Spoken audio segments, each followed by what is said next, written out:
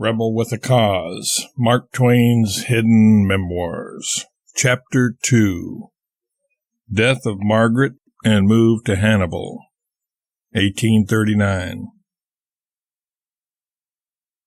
After these long intervening decades, I can no longer quite make out her face. Just fleeting wisps of sun-haloed dream visions. How strange that the visage of someone to whom I was so close is barely perceptible to me now. It was the summer of 1839, when she was 9 and I was not yet 4.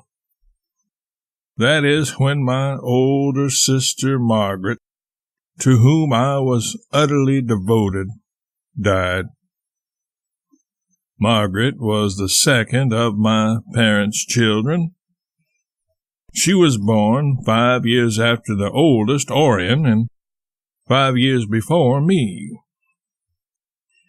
It was in that way that at a tender age I was introduced to the great enemy, death.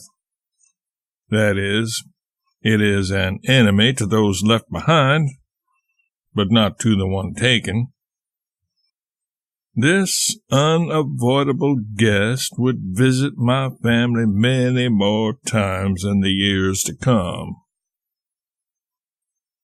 Almost immediately after Margaret's death, our family removed from Florida 40 miles northeast to Hannibal for a fresh start in a village that seemed to promise better prospects than of that sleepy, almost invisible backwater hamlet on the never-to-become significant and scarcely navigable Salt River. Hannibal was a new town when we moved there, and growing. Upon our arrival in that white town drowsin', which I later dubbed St. Petersburg in my books detailing the adventures of Tom Sawyer and Huckleberry Finn, I was older than the village itself. Editor's notes.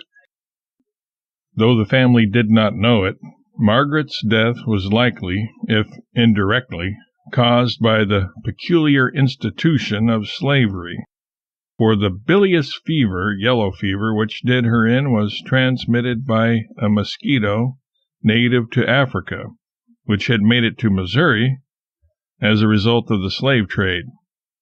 It seems that son and brother Benjamin would die of the same cause 3 years later, in 1842.